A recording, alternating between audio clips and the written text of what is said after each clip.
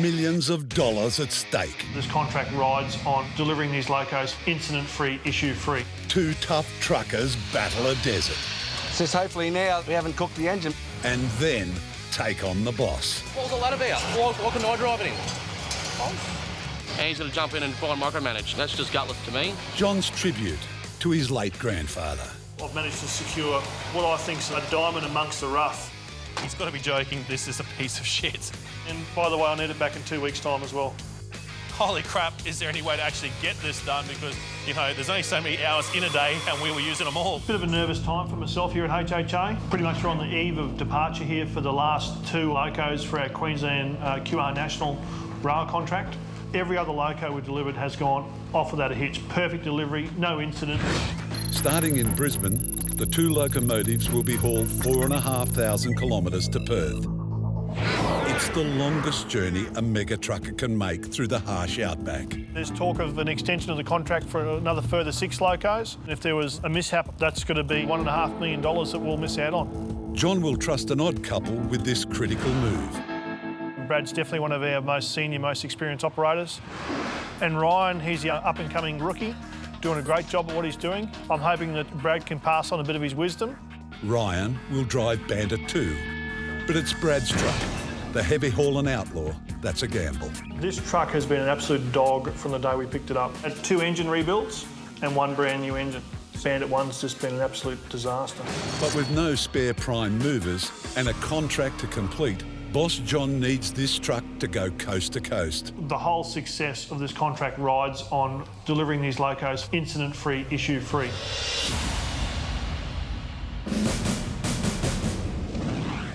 "4 a.m, the depot. The MegaTruckers start their 9-day journey.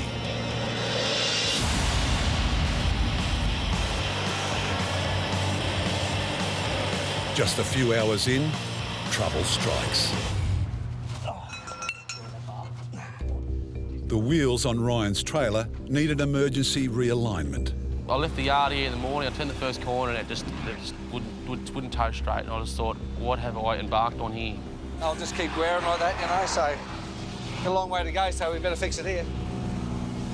If the tyres aren't dead straight, they'll shred in just a few kilometres. You've got 80 tyres on the ground at any one time. So there's $60,000 worth of rubber just on the trailer alone. For every kilometre, you're throwing $50 notes down the drain. 100 kilometres later, the trailer plays up again. Just trying to adjust this time to get it so it tracks straight, so it gets perfectly in line with the trailer, with the truck. F***ing thing. It's a dog. Every day we've set ourselves a goal of 800 kilometres. We've allowed half a day for problems, but when you stop half a dozen times, you burn that little window of opportunity up in one day. And then when you just get a little problem like this that just aggravates you and niggles at you all day, you've just about had enough. I'm looking at Brad and thinking, yeah, you've got 30 years, 20 years experience in this shit, you should know this. And he's looking at me and he's scratching his head and thinking, you know, just rattle his cage, it did. Back at the depot, Boss Jon decides to deal with a long-standing problem. With the massive amount of work we've been going through the last couple of months, I sort of had to flip a coin on buying some new equipment. With the grief that we've been having with our new trucks, like Bandit 1, I'm a bit reluctant to go and buy a brand new truck again. I've actually been looking for an old Mac. I've managed to secure what I think's a diamond amongst the rough.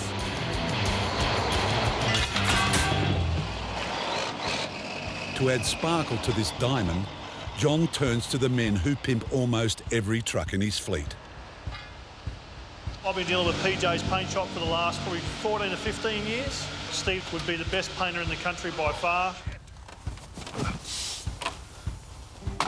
When Jon dropped the truck off, the first thought that came to my mind is, he's got to be joking, this is a piece of shit. So I want to do it all back to original, so original parts, original fuel tanks, original exhausts. So you want to just try and keep it as original as possible. Yep. Really sort of cool, old school sort of paint scheme that's, you know, pretty typical of this sort of era. So mechanical-wise, we want to make sure we got all the brakes, engines all good.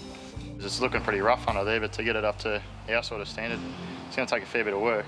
It's the reason why it's here.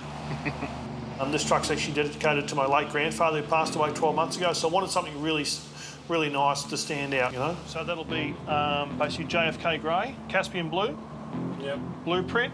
It just puts the pressure even further up because you've got to make sure you're doing justice to someone. You know, you can't just dedicate to something and go, oh yeah, check out this piece of shit. It's got to be good. And then I'll get you to go probably about a quarter or half strength blueprint again.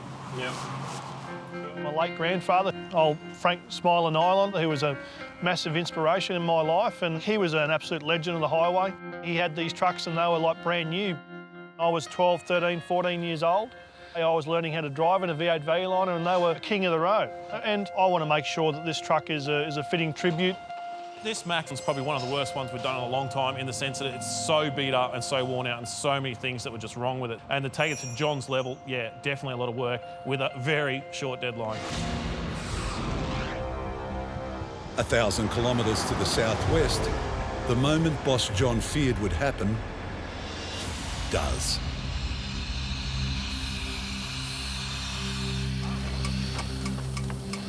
Oh! Blew a hose. We'll need water and shit.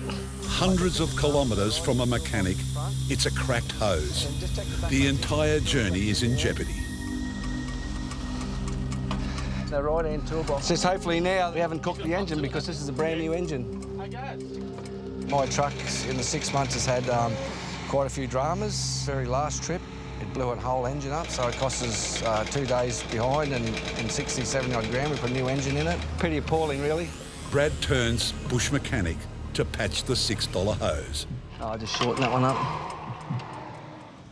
Yeah, mate. But will it hold? It's a bit like a supermodel, that girl there. She's very nice to look at, but she's got a problem. She's very high maintenance. Engine seems good. We're just still full of water. Should have coolant in it, but the show will go on. That's why you pay me the big bucks, John boy.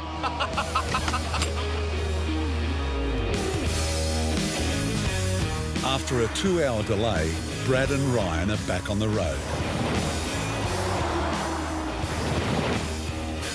They reach a truck stop west of Broken Hill, tired and 300 kilometres behind schedule. I've tried to keep a cool head, you know, and just make it look like it's not a drama, and we've just kept going along and say, well... As long as the load's there in one piece and we're there in one piece and everything else is there in one piece, mate, that's about it for me. The kid's a good driver, you know, he's like a human sponge. He just sucks it all in. If he was a student and I was a teacher, mate, I'd put him up in the straight A classes because he's going to be a superstar. This isn't involving you, this interview, it's involving me and my opinions. Like Big Brother, you know Big Brother had the old room where you go in there and confess? This is a confession room.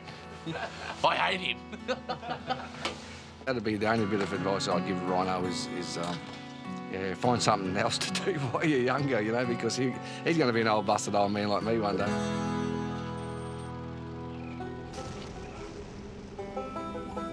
The next day, the MegaTruckers wake to more bad news. Just got over all our trailer dilemmas and not expecting any sort of more hassles. One of our pilots, one of our escort drivers, has gone down sick overnight. Pilots warn oncoming traffic to avoid the mega loads. Without one, Brad and Ryan are grounded. Yeah, it is the big dilemma. If you can't get one, the load just basically grinds to a stop. Cookie's got a bladder infection, so we've had to send him off to the hospital. We're going to need another pilot. Thanks, bye. It could take days to get a pilot. Oh, great. How long do you think that'll be? But then Permit Officer Leslie has a stroke of luck. Thank you. Bye. Well, we found a pilot, and it's just over there. Yeah, Malcolm, is it? Yeah. Brad. Right. Yeah, I just... By sheer chance, Pilot Malcolm is at the truck stop having just finished a job.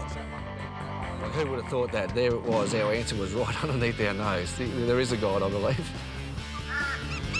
With Malcolm out front, the MegaTruckers make up time. But 2 hours later, Ryan's trailer strikes again. You know, it's like it's getting a bit beyond the joke. I love my job. I keep telling you, young fellas, this is not a job, it is an adventure. Never happy. Never happy. They get out here, they want to be at home with Lovey.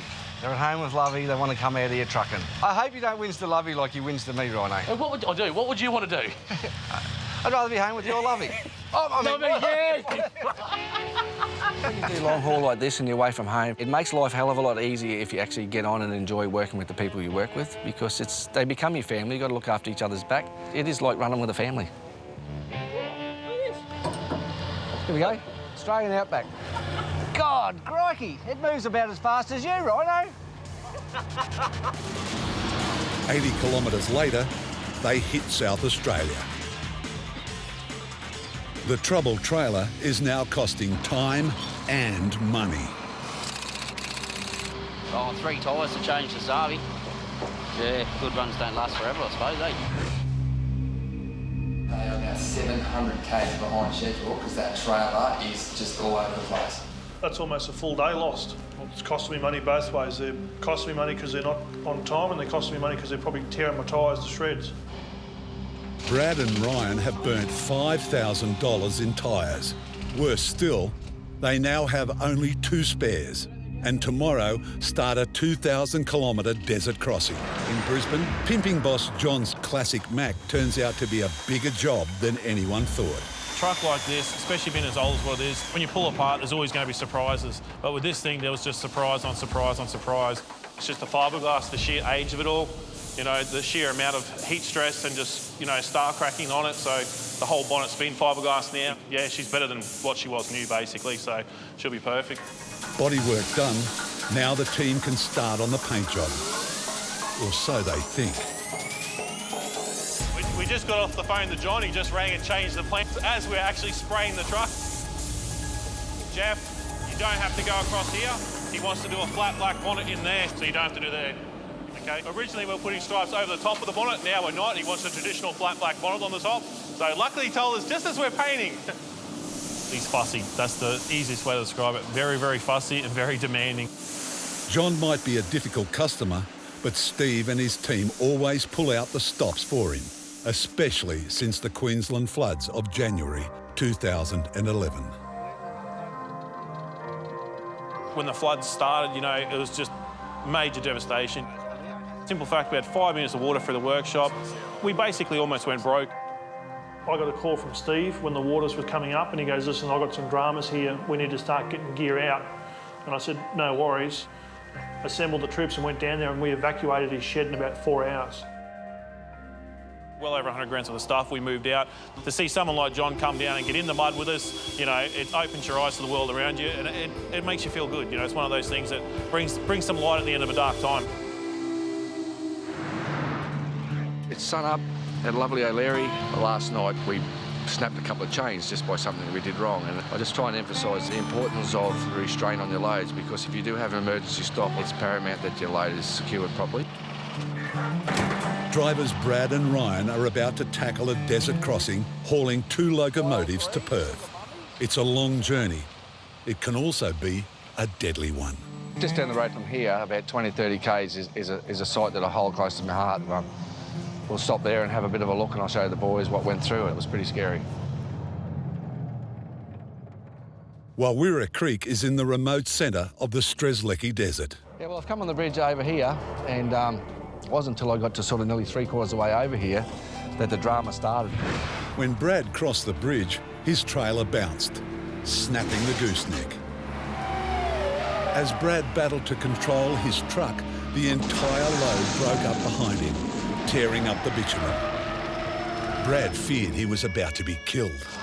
And I sat in the float in the truck, just cringing, thinking that this object was going to come off the back of the trailer and come straight through the cab, and I was going to meet me maker.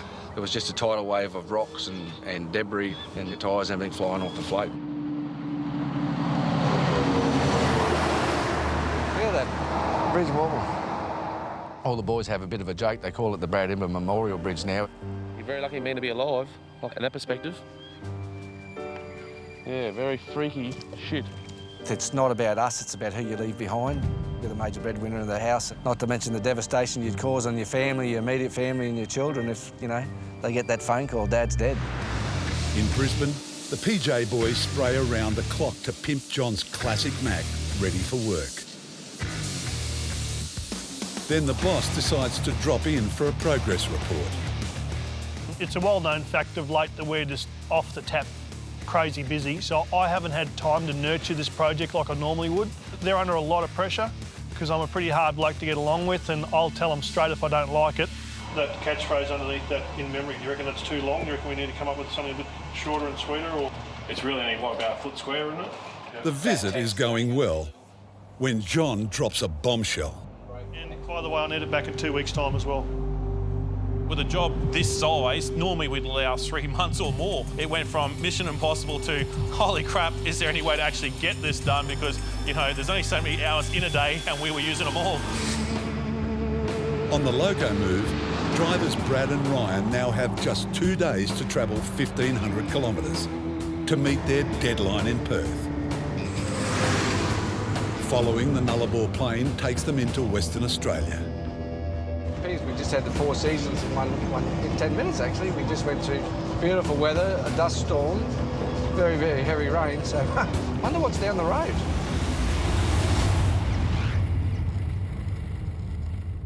What's the name of the company you're working for? Heavy Haulage Australia. Sorry, what was that? Heavy Haulage Australia. We've been just entered WA and we've come across a task force. It's just a random blitz that these guys do. It's not discriminative. They picked on the trucks. It turns out the trailer's widths don't match the MegaTruckers paperwork. Platform to be spread to a minimum 4.2 ground contact width. Yeah. There's no few issues. The problem is that the tyre width on the trailer is 3.8 and the permit says 4.2. So we're being grounded. In Brisbane, Permit Officer Leslie calls transport officials. If she can't find a quick solution, it'll cost a fortune to change trailer widths in the middle of nowhere. We're going to have to lift these cranes up somehow and widen the float about that far. Could lead in up to $100,000, $150,000 by the time we get cranes out here big enough to lift this and set up, and probably throw us back about 3 days, so it's not good. The nearest crane is almost 500 kilometres away. The way I'm feeling at the moment, I think I might change the signs on the front of my truck from oversized to over it. I'm well and truly over it. On the edge of the Nullarbor plain, frustrated drivers Brad and Ryan are grounded. Their trailer widths don't match the paperwork. In Brisbane, Permit Officer Leslie scrambles to sort it out. There's a discrepancy in the ground contact width on their permit, and I think there's a bit of a typo on there. Are you able to amend that permit? Okay, how long will that take, do you think? Thanks very much. Okay, bye. It was a typo. They're just amending that, and I'll have the permit in about 20 minutes. Thank you very much. Well, that was a good sign. They've allowed them to amend the permit, so she's just got to reissue the details, and we should be on our way in the next 20 minutes, hopefully half an hour. Right, mate, thank you.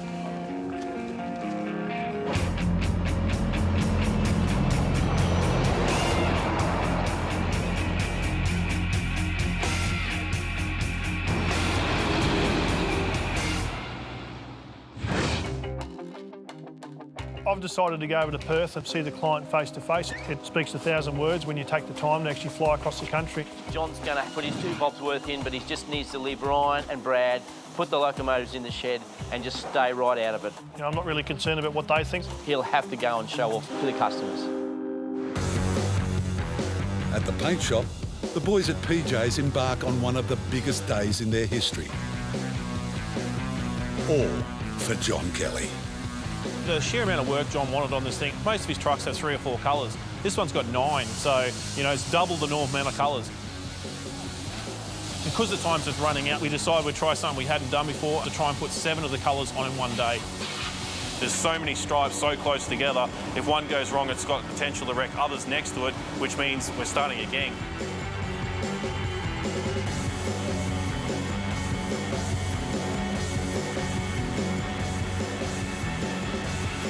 So much potential for shit to go wrong, it wasn't funny. 4,500 kilometres to the west, Brad and Ryan finally reach Perth. They defied a wayward trailer, worn tyres, a breakdown, inspectors and deserts, but they made it on time. Signed, sealed and delivered. We're f***ing here.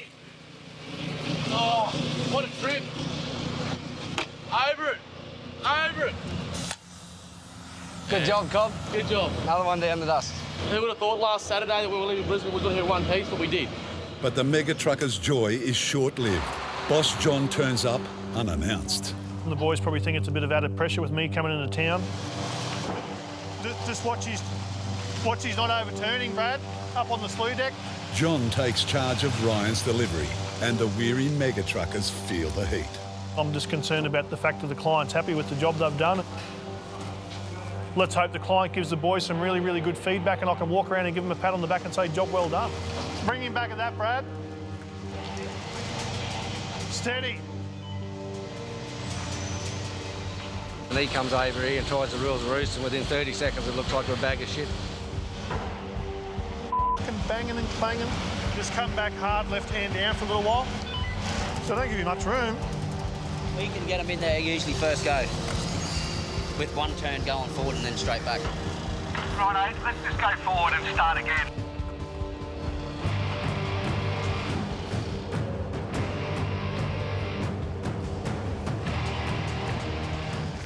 Stop.